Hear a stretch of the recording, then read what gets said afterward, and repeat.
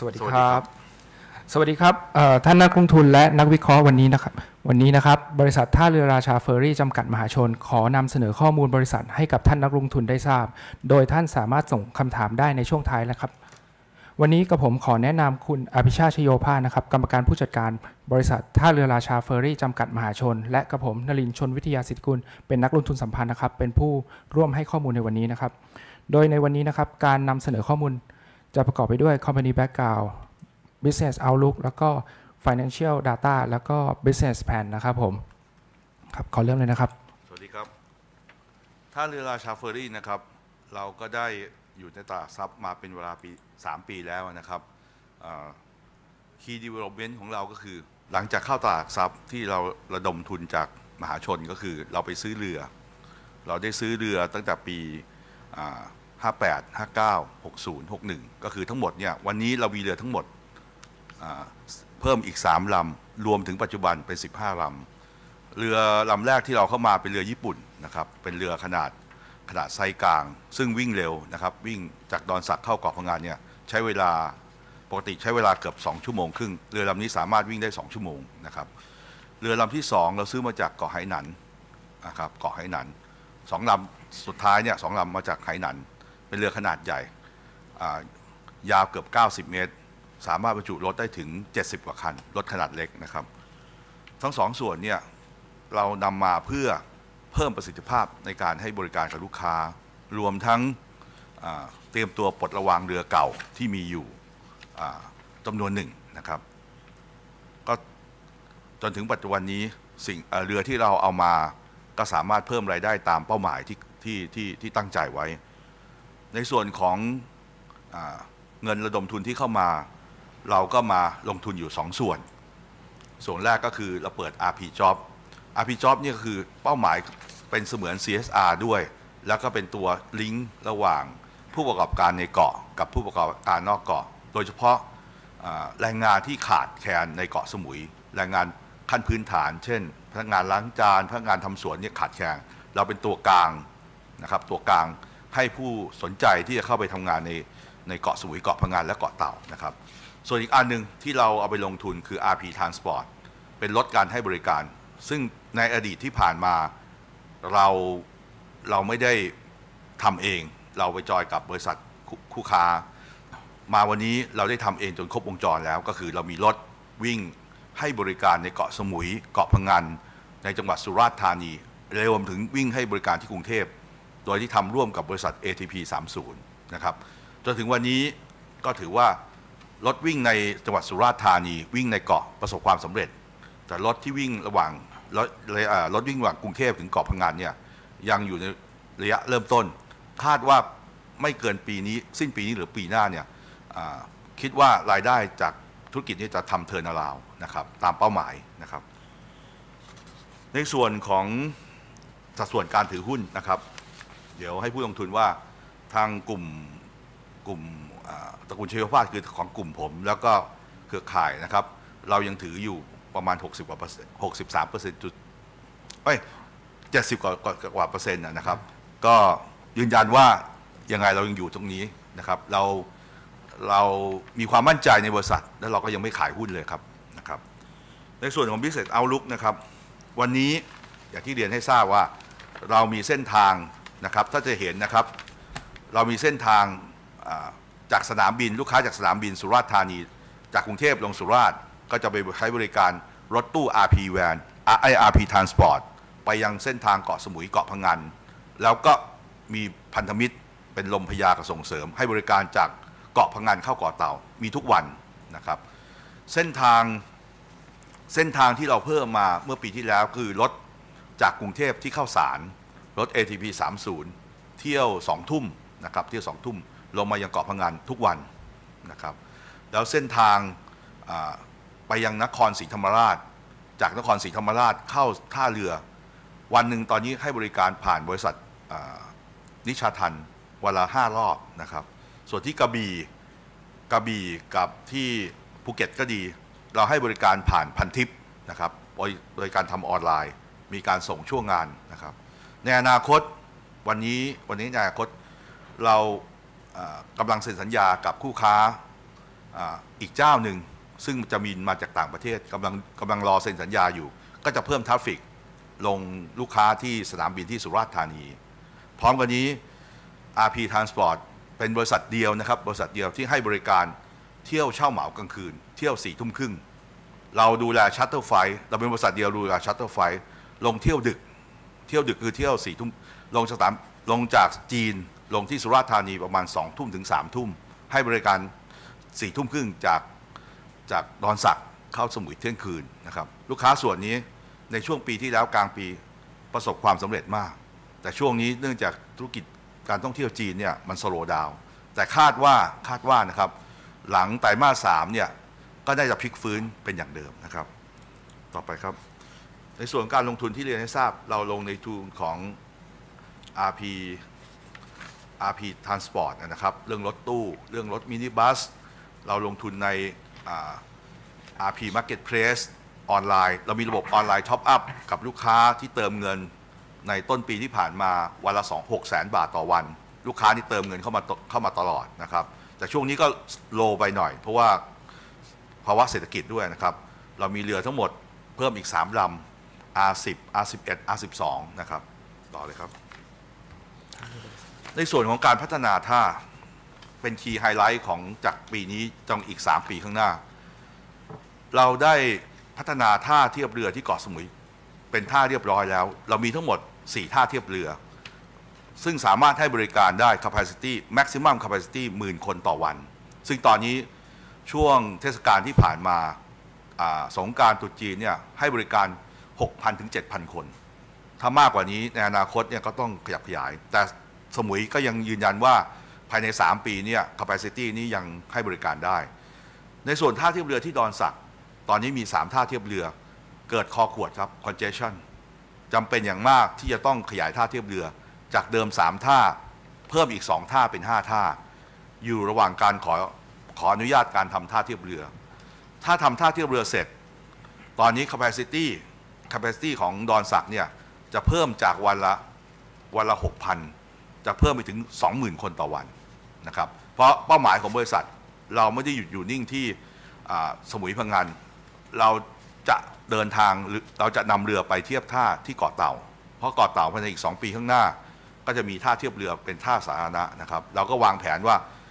ปีนี้ปีหน้าอีกปีครึ่งถ้าใบอนุญาตเรียบร้อยเราจะเสร็จท่าเทียบเรือท่า4 ท่า 5นะครับเสร็จท่า4 ท่า 5แล้วเนี่ยการเดินเรือก็จะเปลี่ยนไปนะครับเปลี่ยนไปอย่างมากเลยโดยเฉพาะการคิวลิ่งจะเปลี่ยนไปหมดเลยนะครับพร้อมกันนั้นเราก็ได้ลงทุนทำท่าเทียบเรืออีกท่าหนึ่งที่เกาะพะรวยซึ่งเป็นเกาะเล็กๆเป็นเกาะ Ecosystem เกาะนี้อยู่ติดกับหมู่เกาะอ่างทองเลยซึ่งการต่อไปในอนาคตการเดินทางท่องเที่ยวหมู่เกาะอ่างทองเนี่ยใช้เวลาเพียง10 นาทีนะใช้เวลาเพียง10 นาทีซึ่งทำให้ค่าใช้จ่ายในการเดินทางท่องเที่ยวประหยัดขึ้นนะครับนอกจากนั้นเนี่ยแผนพัฒนาเรือกับภายในเรือเนี่ยเราก็ได้ว่าจ้างนะครับว่าจ้างทีมงานเข้ามาปรับปรุงประสิทธิภาพการใช้น้ำมันเรือนะครับน้ำมันเรือก็มีส่วนสำคัญการเพิ่มประสิทธิภาพการให้บริการบนเรือนะครับเราก็จะมีการเปลี่ยนแปลงทั้งสภาพเบาะที่นั่งห้องน้ำนะครับแล้วก็สภาพการขายของบนเรือนะครับช่วง3 ปีที่ผ่านมาเนี่ยถือว่าค่อนข้างลงทุนในส่วนนี้ไปมากพอสมควรนะครับนอกจากนั้นเนี่ยในส่วนของการให้บริการนะครับตอนนี้เราได้มีรถยกกระเป๋าโดยเฉพาะช่วงที่เป็นช่วงนักท่องเที่ยวจีนก็ดีนักท่องเที่ยวฝรั่งก็ดีตัวเองไม่ต้องยกกระเป๋าขึ้นเรือใช้บริการผ่านรถยกกระเป๋าได้เลยรวมทั้งขนของนะครับที่ท่าเทียบเรือดอนสักสมุยพังงานมีฟรี Wi-Fi ให้ใช้นะครับใช้ได้ตั้งแต่เช้ายันเย็นเลยพร้อมกันนั้นเนี่ยภัตตาคารบนเขาดอนแอนแซมก็เป็นภัตตาคารที่ทำอาหารป้อนลูกค้าที่ใช้บริการบนเรือนะครับต่อไปนะครับปี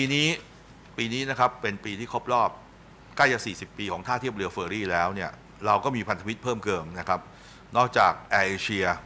ATP 30พันทิปไทยศรีรามนี่เป็นทั้งคู่ค้าเป็นทั้งเอเย่นให้บริการเส้นทางลงใต้กับเส้นทางขึ้นทางเชียงใหม่นะครับแล้วเราก็มีระบบ e-payment ทำกับ MPay นะครับทำ MPay แล้วก็ทำกับ Alipay WeChat เราก็ทำพร้อมกันหมดในส่วนของสายการบินนะครับก็เป็นข่าวดีว่าเราได้รับเกียรติจากสายการบิน MAI Myanmar Air International กับ Air KBZ ซึ่งเป็นกลุ่มลงทุนใหญ่เจ้าของคือบริษัท 24 Hour ได้เซ็นเป็นพันธมิตรกับเราในอนาคตเนี่ยโดยเฉพาะตั้งวันนี้จากต้นเดือนที่ผ่านมาเนี่ยเราก็ทยอยขายตั๋วเครื่องบินภายในประเทศตั๋วเครื่องบินพร้อมแพ็กเกจผ่านบริษัท 24 Hour เป็นการท่องเที่ยวในพม่าคือคุณสามารถซื้อตั๋วออนไลน์นะไปทางประเทศพม่าได้เลยโดยเฉพาะการท่องเที่ยวในทางตอนเหนือของพม่าได้รับการนิยมเป็นอย่างมากนอกจากนี้เนี่ยบริษัท 24 Hour ที่เราเซ็นเป็นพันธมิตรเนี่ยเราพยายามจะนำเรือเก่าของเราที่เหลืออยู่ที่กำลังใกล้ปลดระวางเนี่ยไปให้บริการในทะเลทางใต้ของพม่าโดยเฉพาะเมืองมะริดในเขตเขาเรียกหมู่วนอุทยานนะครับวนอุทยานตะนาวศรีตอนนี้เรากำลังอยู่การศึกษาเพราะว่าการที่เราจะเอาเรือไปได้เนี่ยเรื่องใหญ่ก็คือว่ามันต้องครบรูปเพราะว่าลูกค้ากลุ่มลูกค้าเราเนี่ย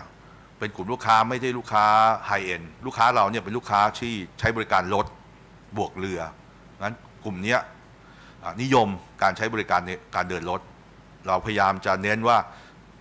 เป้าหมายใหญ่ก็คือว่าต้องให้ด่านสิงขรเปิดเป็นด่านถาวรถ้าด่านสิงขรเป็นด่านถาวรเมื่อไหร่ลูกค้าเราเนี่ยจะครบรูปเลยว่าจากกรุงเทพไปฟูลมูนปาร์ตี้ที่เกาะพังงาน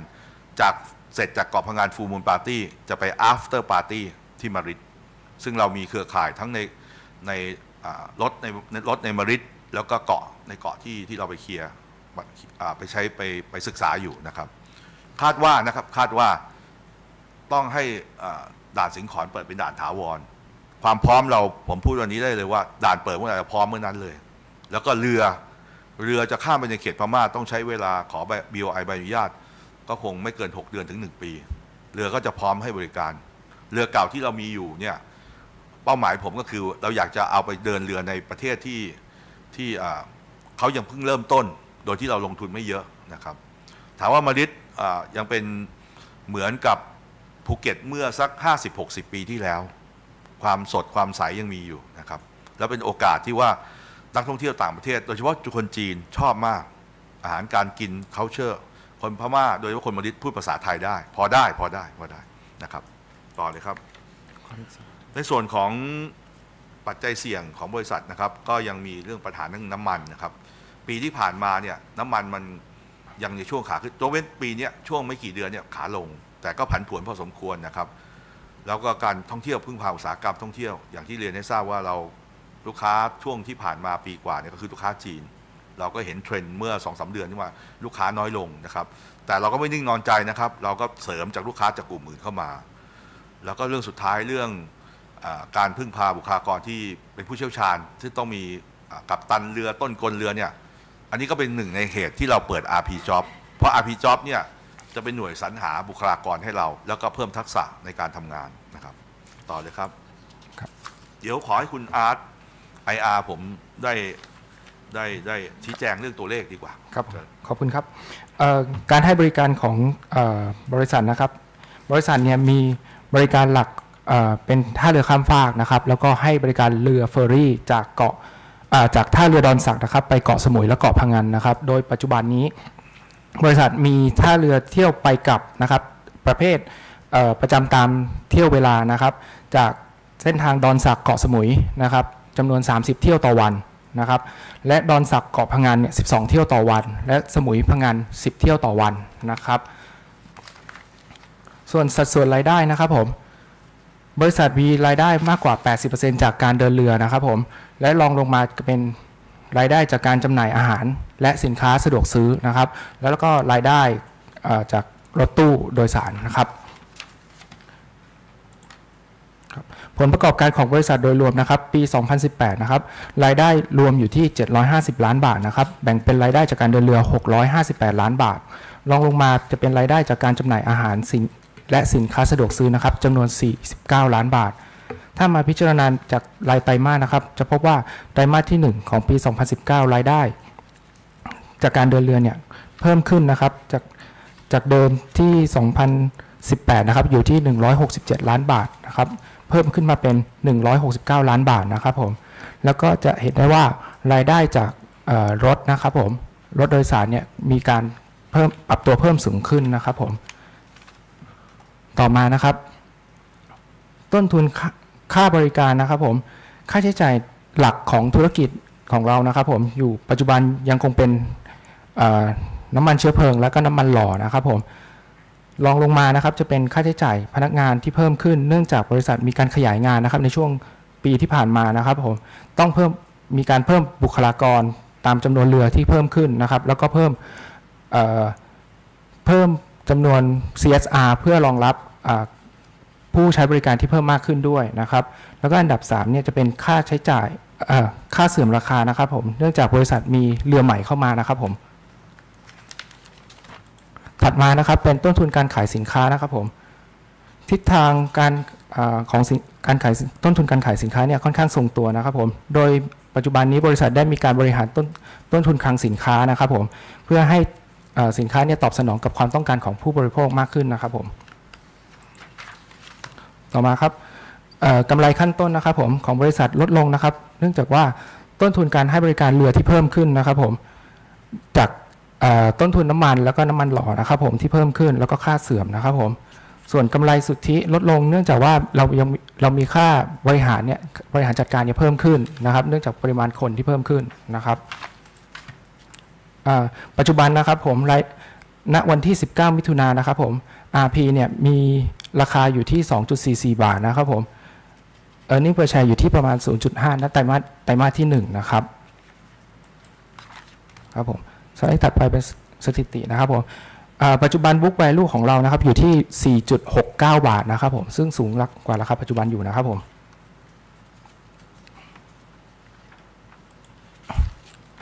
ส่วนอัตราส่วนทางการเงินนะครับผมณสิ้นไตรมาส1ของปี 2019 นะครับผมบริษัทมี gross profit นะครับผมอยู่ที่ประมาณ 20% นะครับผมและมี EBIT อยู่ที่ประมาณ 8% นะครับผมเพิ่มขึ้นจากไตรมาสเดียวกันของปี 2018 นะครับผมที่ 17% และ 6% ตามลำดับนะครับส่วน net profit นะครับผมจะอยู่ใกล้เคียงกันคืออยู่ที่ประมาณ 5% ครับผมปัจจุบันนะครับผมบริษัทมี DE ratio อยู่ที่ 0.37 เท่านะครับสไลด์ถัดมานะครับเป็นตัว capital structure นะครับผมจะพบว่า non current นะครับผมเพิ่มขึ้นใน2ปีนะครับผมเนื่องจากปี 2017 และ 2018 เนี่ยมีการซื้อเรือกู้เงินมาซื้อเรือเพิ่มขึ้นนะครับผมครับผมสำหรับแผนธุรกิจปีนี้ถึงปีหน้านะครับเราก็ยังเน้นเรื่องการเพิ่มประสิทธิภาพกองเรือการใช้เรือให้มากขึ้นนะครับการบริหารต้นทุนให้มีประสิทธิภาพโดยเฉพาะเรื่องต้นทุนหลักคือน้ำมันนะครับรวมทั้งทำ CSR ทั้งลูกค้าภายในลูกค้าภายนอกนะครับเราก็มีการทำClean Island Clean Organization กับชุมชนโดยที่ปีนี้ผ่านมาเนี่ยเรื่องขยะนี่เราก็มีส่วนร่วมด้วยนะครับทั้งนี้เราก็ได้ปรับปรุง ISO ระบบ ISO ใหม่ของเราเพื่อให้ควบคู่กับระบบ IT ปีที่ผ่านมาเนี่ยเราได้ลงทุน RP Marketplace ลงทุนทำ ERP ทำ TMS คือระบบ Ticketing ตอนนี้ Ticketing เราเนี่ยขายผ่านออนไลน์ได้เลยรวมทั้งระบบ HRM นะครับทั้ง3ระบบเนี่ยมันเป็น core business ที่เราลงทุนไป3ปีที่ผ่านมานะครับต่อเลยครับถ้าจะเห็นนะครับถ้าเทรนด์เนี่ยสมุยเนี่ยก็ยังโดยรวมเนี่ยก็ถือว่าทรงตัวมีแนวโน้มจะดีขึ้นส่วนพังงานเนี่ยเนื่องจากปีที่ผ่านมาพังงานเนี่ยเขาเรียกว่าคนในพื้นที่เปลี่ยนพฤติกรรมใหม่นี่จากจำนวนเที่ยวเรือเพราะว่าส่วนหนึ่งก็คือตอนนี้เรามีระบบการให้บริการนะครับการให้บริการเนี่ยตั๋วเวียก็คือแทนที่จะวิ่งตรงจากดอนสักเข้าเกาะพังงานนะครับวันละ6 เที่ยวเนี่ยเรามีตั๋วเวียคือจากดอนสักเข้ามาสมุยจากสมุยไปเกาะพังงานซึ่งลูกค้าเนี่ยสะดวกเพิ่มขึ้นถ้าจะเห็นจากตัวเลขเนี่ยสมุยพังงานเนี่ยเพิ่มขึ้นณวันนี้คือเกือบ 36% แล้วแนวโน้มน่าจะเพิ่มขึ้นเพราะคนมีช้อยในการเลือกนะครับเลือกที่จะไปได้เวลาถ้าถามว่าต่างกันแค่ครึ่งชั่วโมงถ้ามาตรงจากดอนสักไปสมุย2 ชั่วโมงครึ่งแต่ถ้าดอนสักไปสมุยพังงานเนี่ยเพิ่มอีกครึ่งชั่วโมงนะครับก็มีช้อยเพิ่มขึ้นลูกค้าก็มาใช้บริการเพิ่มขึ้น รวมทั้งดูอนาคตนะครับถ้าดูจากตัวเลขเนี่ยสมุยพังงานเนี่ยโตก็มีธุรกิจใหม่ซึ่งก็เป็นโอกาสของบริษัทเหมือนธุรกิจใหม่2ธุรกิจก็คือธุรกิจรับซ่อมแซมโรงแรมในเกาะพังงานซ่อมแซมแรกคือซ่อมแซมแอร์เปลี่ยนแอร์ใหม่เปลี่ยนเครื่องกรองน้ำเปลี่ยนสุขภัณฑ์เปลี่ยนอะไรเพราะสมุยเป็นฐานรวมทั้งธุรกิจการศึกษาตอนนี้คนในพื้นที่เข้ามาเรียนที่เกาะสมุยมากขึ้นมาเช้าเย็นกลับมาเรียนหนังสือในเกาะโรงเรียนที่สำคัญในเกาะคือโรงเรียนเกาะสมุยนะครับนอกจากนั้นเราก็ได้เห็นธุรกิจอันหนึ่งก็คือช้อปปิ้งนะครับช้อปปิ้งมีคนจากเกาะพังงานเกาะเต่าก็ดีครับนั่งรถมาเกาะเต่านี้ขึ้นเรือมานั่งรถต่อจากรถเนี่ยข้ามเรือเฟอร์รี่มาช้อปปิ้งที่ห้างเซ็นทรัลเฟสติวัลนะครับกลุ่มนี้ถามว่ามีแนวโน้มเติบโตไหมมีแนวโน้มเติบโตกลุ่มสุดท้ายที่เราเห็นแนวโน้มเติบโตและเป็น substantiate ก็คือวันนี้เราได้เห็นลูกค้าลงเครื่องบินที่เกาะสมุยเช่ามอเตอร์ไซค์ไปเช้าเย็นกลับเกาะพังงานนะครับเพิ่มขึ้นแบบมีนัยยะเลยว่าคนสะดวกขึ้นแล้วคนใช้บริการมากขึ้นนะครับในอนาคตมันก็เป็นค่าอุปมาอุปไมยแต่ว่าถ้าเราวิ่งเกาะเต่าเมื่อไหร่คนกลุ่มนี้ก็แนวโน้มเนี่ยจะใช้บริการเกาะเต่าเพราะหลายคนมาเมื่ออาทิตย์ที่แล้วที่ผมลงไปเกาะสมุยหลายคนฝรั่งหลายคนก็มาคุยว่าคิดว่าบริษัทราชาเฟอร์รี่จะให้บริการเกาะเต่าก็มาซื้อตั๋วแต่ไม่ใช่เรายังไม่มีเรือไปแต่อนาคตเราไปแน่เกาะเต่านะครับไอ้ตัวนี้ก็จะเป็น potential ตัวหนึ่งที่จะให้ high growth ในบริษัทนะครับต่อไปนะครับถ้าดูจากตัวเลขนะครับเทรนด์ของนักท่องเที่ยวในจังหวัดสุราษฎร์ธานีเพิ่มขึ้นนะครับเพิ่มขึ้นจากปีที่แล้วนะครับปี 2016 เป็น5.5 ล้านแต่ปีนี้ผมคิดว่าก็ยังเพิ่มขึ้นนะครับเพราะเราได้เห็นนักท่องเที่ยวจากมาเลเซียมามากขึ้นนะครับคิดว่าไม่น่าจะน้อยกว่าปีนี้นะครับต่อไปนะครับเส้นทางทัศนนักท่องเที่ยวในเกาะสมุยก็เหมือนกันนะครับก็เพิ่มขึ้นนะครับเพิ่มขึ้นต่อเนื่องเดี๋ยวเปิดไปเลยครับเกาะพังงานก็เพิ่มขึ้นนะครับเพิ่มขึ้นเป้าหมายของบริษัทในอนาคตภายในอีก 2-3 ปีข้างหน้าเป้าหมายของเราเนี่ยเราคาดการณ์ว่านักท่องเที่ยวที่มาเที่ยวภาคใต้ตอนบนก็ภาคใต้ตอนบนก็จะเป็นชุมพรสุราษฎร์ธานีนครศรีธรรมราชกระบี่ภูเก็ตพังงาระนองเนี่ยนักท่องเที่ยวกลุ่มนี้ประมาณ20 กว่าล้านถึง30 ล้านคนเราตั้งเป้าว่าเราต้องการ market share หาคนที่มาใช้บริการเนี่ยประมาณ5 ล้านคนต่อปีเข้ามาในระบบเราไม่ได้เข้ามาซื้อเฉพาะเรานะครับเข้ามาใช้ในระบบหมายว่ามาใช้เครื่องบินมาใช้รถมาใช้เรือมาใช้แพ็กเกจการท่องเที่ยวนะครับที่เราลงทุนกับ RP Marketplace ไปนะครับผมก็ขอเพียงเท่านี้ก่อนแล้วก็เดี๋ยวจะตอบคำถามจากทางบ้านนะครับครับคำถามนะครับผมปัจจุบันบริษัทมีเรือกี่ลำแบ่งเป็นประเภทใดบ้างปัจจุบันมีเรือทั้งหมด15 ลำนะครับเป็นเรือเฟอร์รี่ขนคนขนรถนะครับลูกค้าของบริษัทส่วนใหญ่ก็จะเป็นโลจิสติกนะครับกับบริษัททัวร์นะครับประมาณการปีนี้เท่าไหร่ก็ปกติเราจะตั้งเป้าไว้ครับทุกปี 5-10% ต้องมีโกรธนะครับส่วนแบ่งการตลาดวันนี้ถ้าสมุยผมก็ยังมั่นใจว่าเราอยู่ที่ประมาณ70พังงานเนี่ยก็พังงานตอนสับพังงานเนี่ยก็ 100% อยู่แล้วนะครับส่วนกำไรปี58ก็ปี58เนี่ยเนื่องจากปีนั้นเนี่ยส่วนหนึ่งก็ต้นทุนค่าใช้จ่ายนะครับอันที่2เนี่ยค่าน้ำมันอันที่3ค่าแรงขั้นต่ำปีนั้นค่าแรงขั้นต่ำกับปีนี้คนละเรื่องกันเลยนะครับต่อเลยครับเรือเฟอร์รี่จีนที่ซื้อมาประมาณ90 ล้านอายุ20 กว่าปีไม่ทราบว่าราคาเทียบกับตลาดแพงหรือเหมาะสมอย่างไรอ๋อครับเราได้มีผู้เชี่ยวชาญนะครับตอนที่เราซื้อเรือเนี่ยเราได้จ้างบริษัทมาประเมินราคาที่เหมาะสมแล้วก็ได้มีการต่อรอง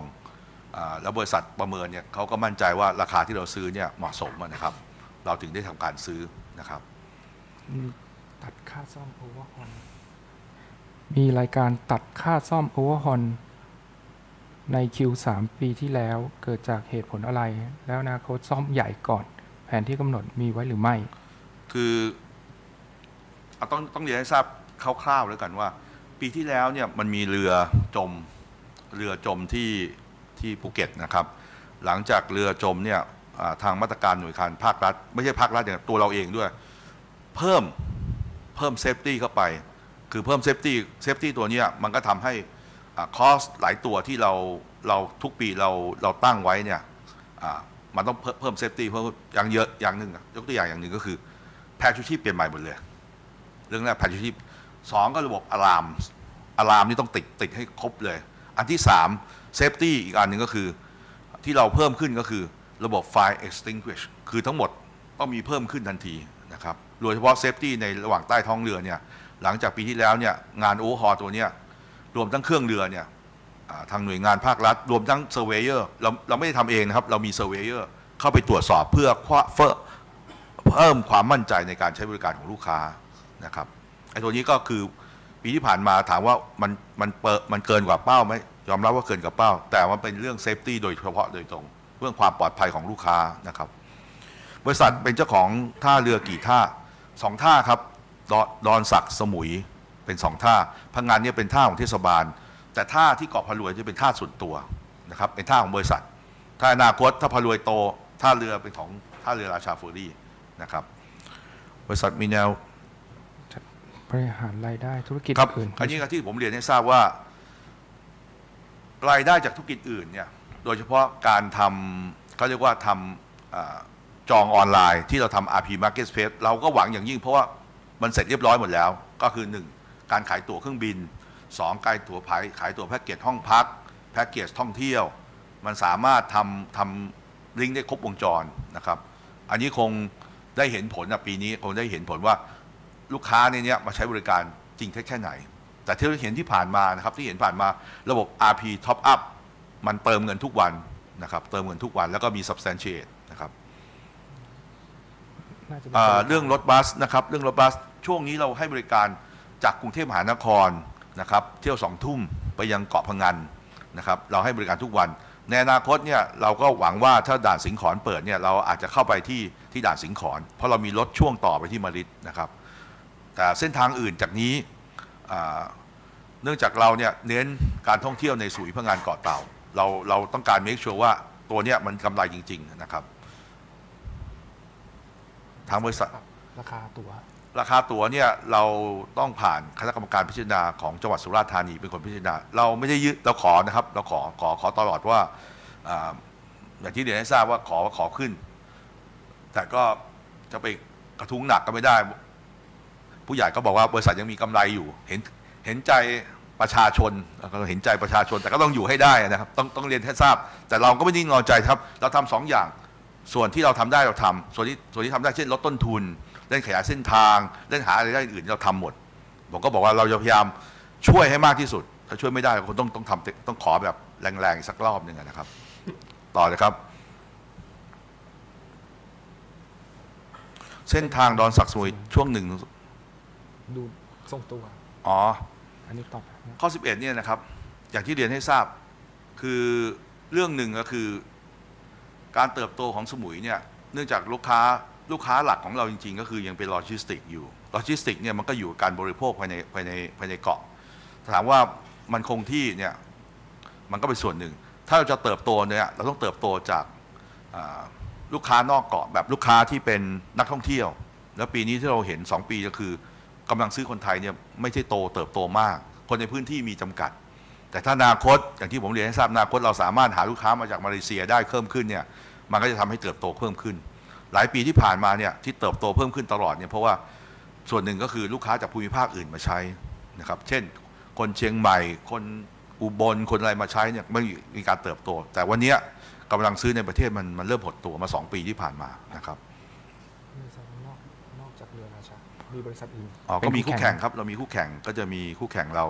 3 เจ้านะครับสามารถไปดูได้นะคู่แข่งเราอย่าไปเอ่ยชื่อดีกว่าครับRP มีแผนลงทุนอะไรใหม่ๆมีครับก็เราตั้งเป้าว่าเรือเก่าที่เรามีอยู่เนี่ยครับก็ถ้าตามแผนก็คือถ้าทุกอย่างตามแผนคือเราจะเอาเรือเก่าเราเนี่ยอย่างน้อย1 ลำไปวิ่งในยามพม่าดู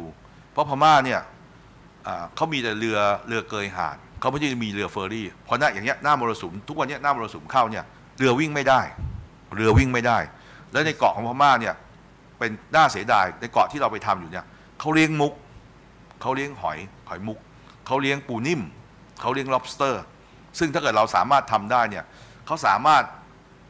เอาเรือเอาของเนี่ยใส่ในเรือเอาตู้แช่แล้วกันตู้แช่ใส่ในเรือข้ามมาขายที่ฝั่งมอริสได้ซึ่งธุรกิจนี้เป็นธุรกิจที่เราว่าซีฟู้ดบ้านเราเนี่ยซื้อพม่าติดอันดับต้นๆเลยนะครับกุ้ง lobster หอยแครงหอยออสเตอร์ทั้งหมดซื้อจากพม่ากับทั้งหมดเราก็ดูโอกาสเนี่ยว่าถ้าเราทำเฟอร์รี่ได้เนี่ยเราดูมาจากโมเดลในสมุยเมื่อสัก30 ปีที่แล้วสมัยก่อนสมุยเนี่ยมีปลาหมึกเอาปลาหมึกแช่เย็นจากเกาะส่งเข้ามาที่ในเมืองเราก็ดูว่าพม่าเนี่ยมี potential นะครับถ้าดูเรื่องท่องเที่ยวอย่างเดียวมันยังไม่ cover แต่ถ้าดูเรื่องอาหารดูเรื่องทรัพยากรอื่นเนี่ยมี potential นะครับแผนลดต้นทุนก็มี 2-3 อย่างนะครับเราเป็นบริษัทที่โชคดีนะครับเรามีระบบ standby ทำ biodiesel นะครับเราเป็นบริษัทที่มี biodiesel แต่ตอนนี้น้ำมันพืชเนี่ยมาวันนี้น้ำมันพืชขึ้นราคาแล้วตอนที่ลงก็มันก็ยังผันผวนอยู่แต่เราก็มีระบบที่ว่าจะทำให้บริษัท sustain เรามีสูตรน้ำมันที่สามารถเขาเรียกว่าemulsify กับน้ำมันดีเซลน้ำมันเตาทำให้ต้นทุนเราเนี่ยถูกกว่านะครับข้อ 16 นี่ก็ต้องบอกว่าถ้าราคาค่าแรงขั้นต่ำจาก300เป็น400มีผลแน่นะครับมีผลแน่เพราะว่าแต่จะมากหรือเปล่าอีกเรื่องหนึ่งนะครับเพราะว่าลูกน้องเราส่วนใหญ่ตอนนี้เราก็พยายามปรับเป็น incentive มากขึ้นเพราะว่าการขึ้นเงินเดือนนี้ก็จะมีผลนะครับเพราะราคาเนี่ยไม่สามารถขึ้นได้นะครับรายได้จากการขายอาหารมีมาจิ้นเท่ากับรายได้ขายอาหารนี่ปกตินี่ 20% ไม่เกิน30%ส่วนขายตัวเนี่ยขายตัวไหมนะครับอะไรขายตัวไหมคือเท่ากับรายได้การขายตั๋วใหม่น่าจะเป็นว่ารายขึ้นค่าอาหารได้หรือเปล่าค่าอาหารขึ้นได้ครับอาหารขึ้นได้อยู่แล้วค่าอาหารนี่มันอยู่ที่ความพอใจรสชาติอร่อยก็ขึ้นได้หิวมากก็จ่ายเพิ่มขึ้นได้แต่จริงๆตอนนี้ปัญหาว่าขายอาหารไม่ใช่เป็นประเด็นครับประเด็นก็คือกำลังซื้อมันหดไปกำลังซื้อคนก็อยากจะรีบไปรีบกลับนะครับไม่เหมือนสมัยก่อนแต่ว่าเราก็มีอาหารราคาย่อมเยาเพราะว่าลูกค้าส่วนหนึ่งก็เป็นลูกค้าคนในพื้นที่นะครับต่อเลยครับพี่มองธุรกิจตัวเองในอนาคตอีก 2-3 ปีอย่างไรเราก็ยังมองว่าเราเป็นบริษัทที่เป็นบริษัทหลักนะครับในการให้บริการขนวัสดุก่อสร้างขนอาหารขนปัจจัยหลักของเราเนี่ยเข้าเกาะสมุยเกาะพะงันและอนาคตเราจะไปเกาะเต่าเกาะพะรวยเราก็มีความมั่นใจนะครับว่ามันจะมีโกรธแต่ว่าไม่ใช่โกรธแบบ substantial แบบโตปีละกี่เปอร์เซ็นต์แต่จะโตแบบเรื่อยๆนะครับแล้วเราเน้นเรื่องการจ่ายผลประโยชน์กับผู้ถือหุ้นนะครับส่วนอนาคตที่จะจากนี้ไปนะครับเราก็จะขยายช่องทางความเชี่ยวชาญของเราความเชี่ยวชาญของบริษัทนี้คือผมอยู่บริษัทนี้มา20 ปีความเชี่ยวชาญของลูกน้องคือเราสามารถเดินเรือเฟอร์รี่ในประเทศย่านนี้ที่ไหนก็ได้ถ้ามีที่ให้เราวิ่งเราจะไปวิ่งอันที่1อันที่2เรามีความสามารถในการทำการตลาดของรถเรือเครื่องบินเพราะเรามีเครือข่ายที่เรารองรับมา20 กว่าปีนะครับรวมทั้งการให้บริการในเกาะมันไม่ใช่การให้บริการในเกาะที่เฉพาะการท่องเที่ยวอย่างเดียวเราก็ยังมีความสามารถนอกจากนี้ก็ยังมีความสามารถอย่างอื่นอีกนะครับซึ่งเป็นธุรกิจเกี่ยวเนื่องนะครับราคาตั๋วเดินเรือเราต่างกับคู่แข่งหรือไม่ครับดีเคยไปที่สมุยใช้เรือเฟอร์รี่ของ RP เนี่ยคืออาหารเนี่ยที่ผมดูเนี่ยส่วนใหญ่ขายอาหารพวกของขบเคี้ยวหรือว่าเป็นพวกมาม่าเท่านั้นแต่อาหารซึ่งเป็นพรีเมียมเนี่ยผมไม่เห็นมันมีขายเลยแล้วข้อ2เนี่ยไอการจัดคิวของท่าเรือที่ไปเกาะเนี่ยปรากฏว่าคิวเนี่ยที่เป็น walk in เนี่ยคิวยาวมากซึ่งผมรอเนี่ยน่าจะประมาณเป็นชั่วโมงกว่ากับ2 ชั่วโมงตอนนั้นเป็นอาจจะวีคเอนด้วยแล้วก็คำถามเนี่ยผมเห็นมันมีคิวอะไรสักอย่างหนึ่งเขาเรียกว่าจองผมไม่เข้าใจคำว่าจองเนี่ยคือยังไงครับเอาเรื่องแรกนะครับก็ขอบคุณนะครับผู้ถือหุ้นก็เรื่องแรกก็คือเรื่องขายอาหารบนเรือขายอาหารบนเรือเนี่ยเมเจอร์ของเราเนี่ยที่เราไม่ขายอาหารสดเราพยายามไม่ขายเพราะกลัวปวดท้องครับถ้าอาหารสดไปแล้วค้าง3 ชั่วโมงเกิดเฟอร์เมนต์ปวดท้องเลยเราเคยเจอแล้วเราก็เลยเลิกขายเลยขายอาหาร instant food แล้วกัน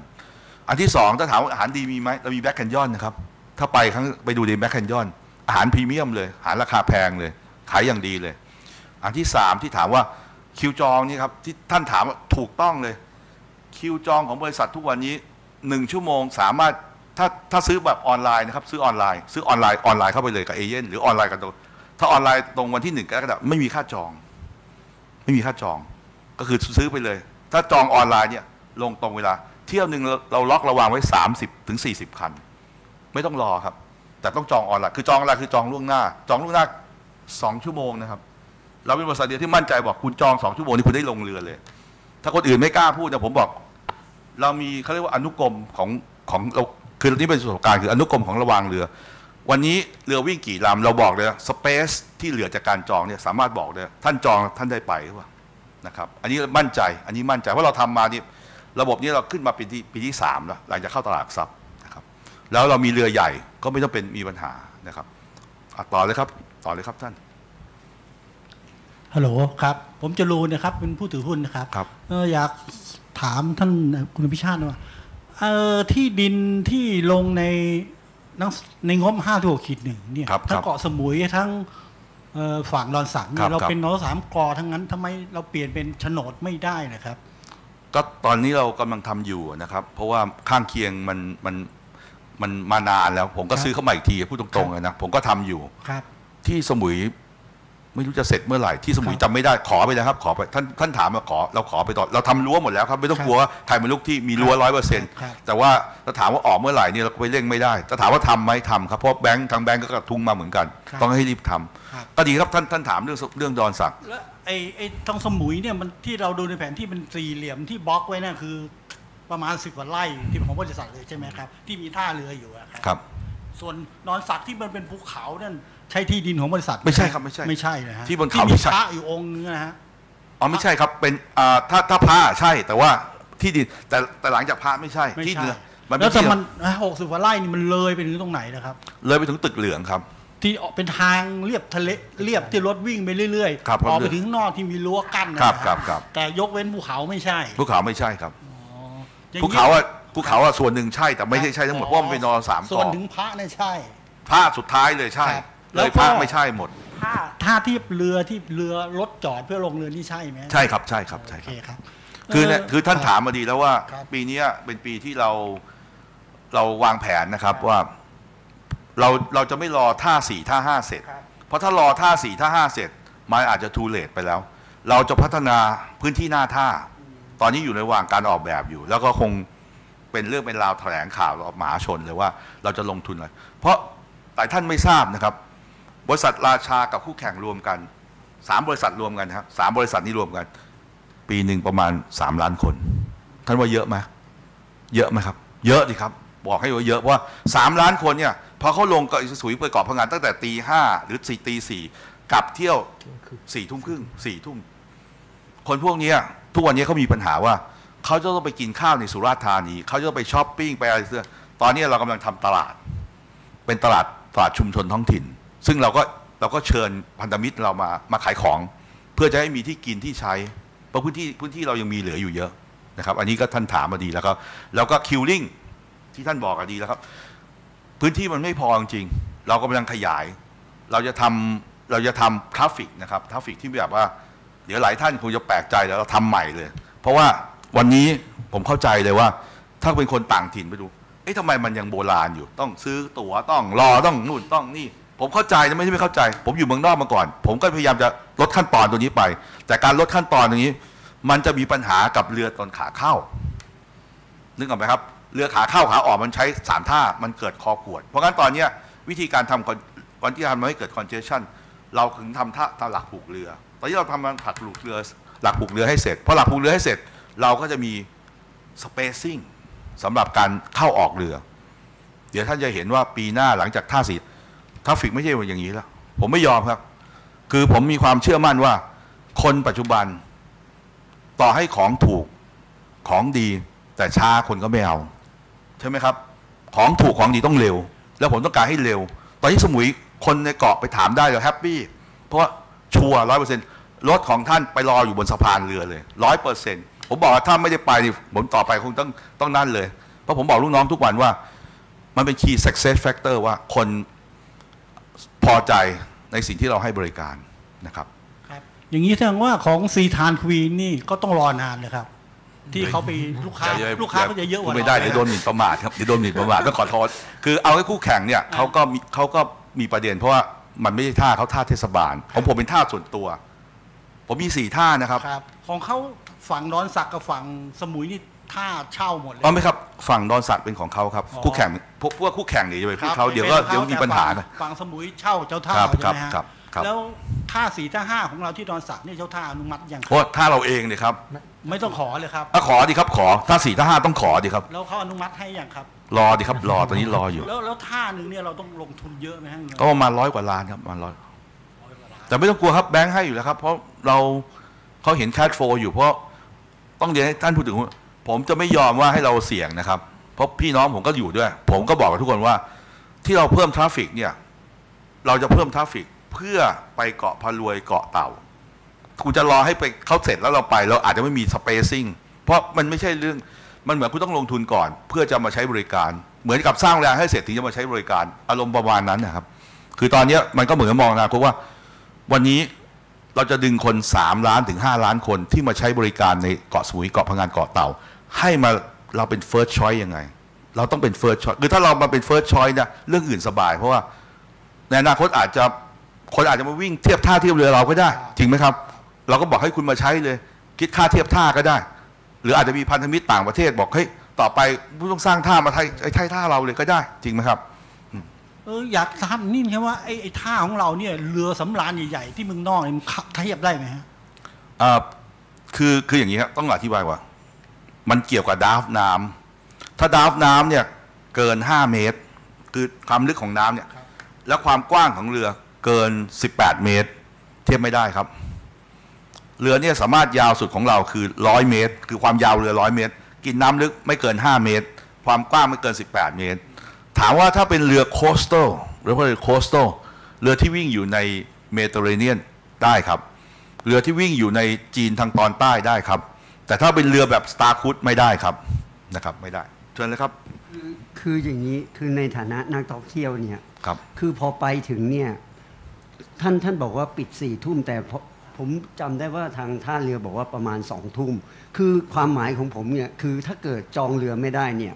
ความหมายก็คือว่านักท่องเที่ยวเนี่ยจะต้องตีรถจากดอนสักกลับตัวเมืองสุราษฎร์เพื่อไปพักโรงแรมที่อื่นซึ่งตรงนี้มันเป็นความเสี่ยงแล้วก็เป็นความสูญเสียโอกาสเนี่ยตรงนี้ผมอยากให้พัฒนาตรงจุดนี้ด้วยเห็นด้วยครับเพราะว่าไม่งั้นนักท่องเที่ยวพอไปถึงเนี่ยมันเหมือนกับต้องวัดดวงว่าถ้าเกิดขึ้นเรือไม่ได้เนี่ย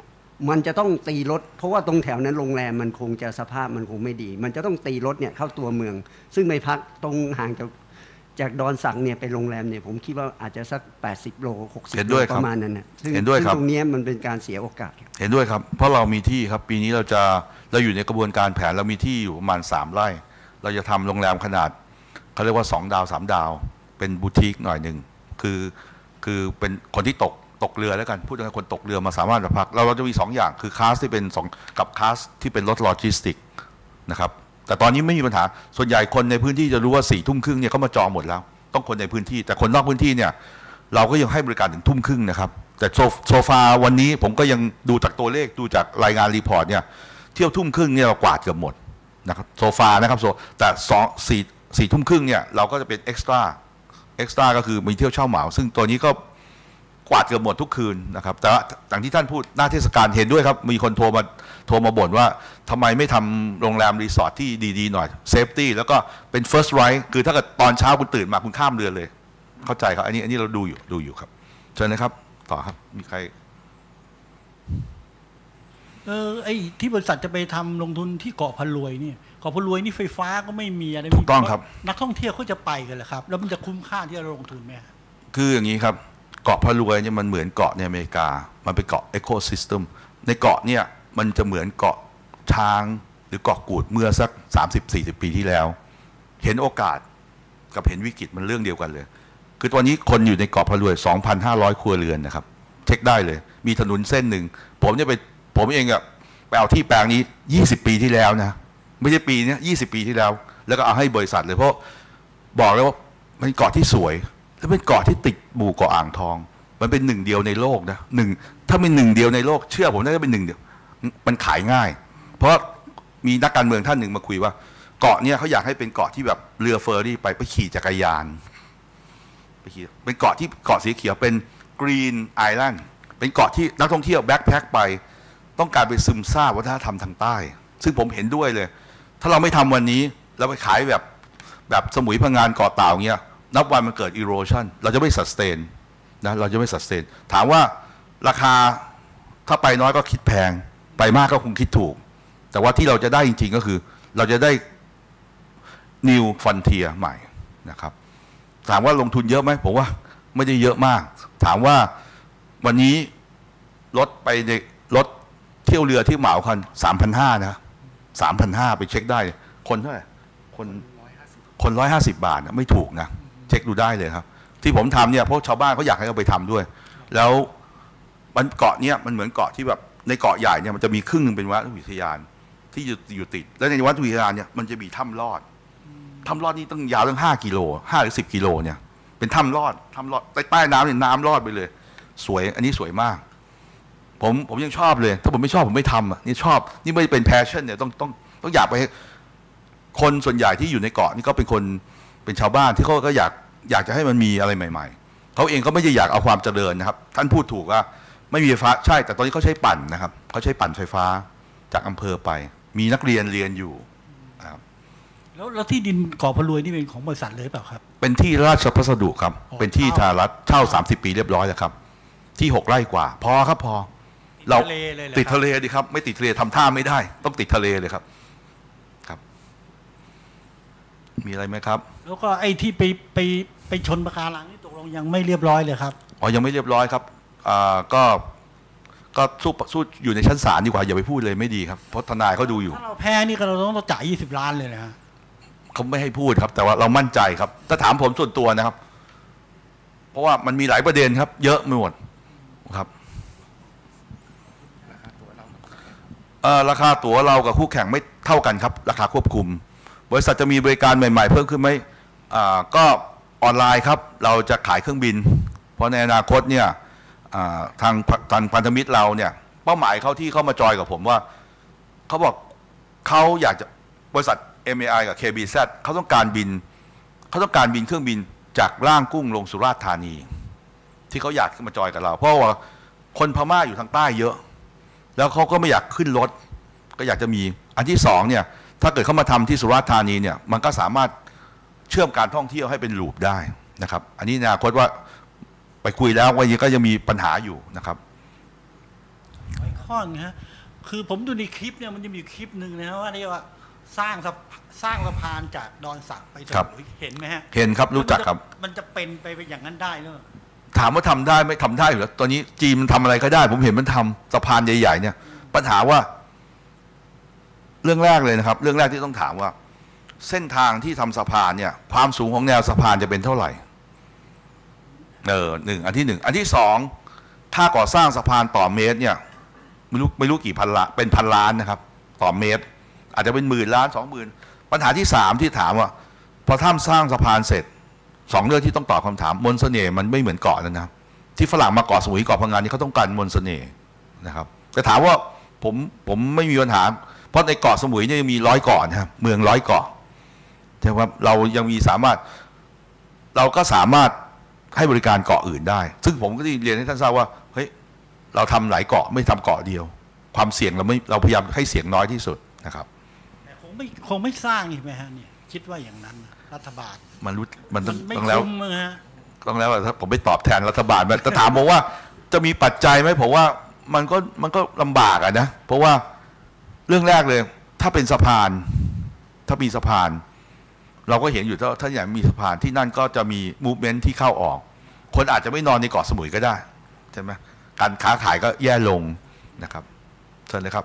แล้วไอ้ที่ดินที่บนเกาะสมุยเราประมาณ10 ไร่ถ้าเราจะขยายนี่มันขยายออกไหมถ้าเกิดเรารับเต็มจนรับไม่ไหวแล้วต้องขยายอย่างนี้อันนี้อยู่ในแผนครับอันนี้อยู่ในแผนคือจะซื้อเราขยายท่าเพิ่มท่าเทียบเรือเป็น5 6 7 8นี้ได้ไหมฮะอันนี้อยู่ในแผนครับเพราะว่าแล้วมีที่ไหมครับมีที่ให้ทำได้ไหมฮะ ที่มันมีติดหมดแล้วแต่มันราคามันซื้อไม่ไหวเห็นแล้วสลบเขาตะโกงราคาไม่โกงคือมันก็ราคาอดีตเขาซื้อเท่าไหร่ไม่รู้แต่ปัจจุบันเขาจะขายราคานี้เราก็ไม่รู้ว่ามันจะขายซื้อคือประเด็นปัญหาผมอย่างนี้ท่านอย่าเป็นห่วงเลยว่าผมดูนะครับดูอนาคตคือจากเราดูแค่5 ปีจากวันนี้เราเห็น2 เรื่องคือจากวันที่เข้าตลาดทรัพย์ที่ตัวเลขมันดีๆทัวร์วันที่ทัวร์จีนกลุ่มลูกค้ามันเปลี่ยนไป positioning ของแล้วบริษัทก็ต้องเปลี่ยนเองเหมือนกันอันที่2เนี่ยที่เราเห็นชัดเจนคือคนในเกาะคนในพื้นที่จริงๆเนี่ยเดี๋ยวนี้ไม่ได้อยู่นะครับต้องบอกเลยให้ท่านทราบคนพื้นที่ที่เกิดอยู่น้อยลงนะไปถามได้เลยมีแต่คนต่างถิ่นไปอยู่เพราะคนต่างถิ่นไปอยู่มันก็มีปัญหาหนึ่งปัญหาคนละอย่างกันนะครับเช่นความต้องการไลฟ์สไตล์วิธีการคิดนะครับมันไม่เหมือนกันคนในพื้นที่กับคนนอกพื้นที่คนละความคิดมันคนละ mindset เลยเพราะฉะนั้นสิ่งที่เขาต้องการตอนนี้สิ่งที่เขาต้องการคือผมดูนะในอนาคตคือสมุยตัวเองก็ต้องเปลี่ยนไปจากเป็น tourist destination อาจจะเป็น finance เป็นสักตัวหนึ่งเป็น hub education hub health hub อะไรสักอย่างหนึ่งซึ่งมันต้องเปลี่ยนไปไม่งั้นจะลำบากเพราะโรงแรมมันเยอะโรงแรมต้อง600 ห้องนะตอนนี้ 20,000 กว่าโรง20,000 กว่าห้อง 20,000 กว่าห้องนะหลายท่านไม่รู้ตอนที่ผมอยู่เนี่ย20 ปีแล้วมีโรงแรมแค่200 โรงห้องพักทั้งหมดโรงแรมมีทั้งหมด30 ห้องเท่านั้นเองสมัยก่อน20 ปีที่แล้วตอนนี้600 กว่าโรง 20,000 กว่าห้องเยอะมากเลยนะครับ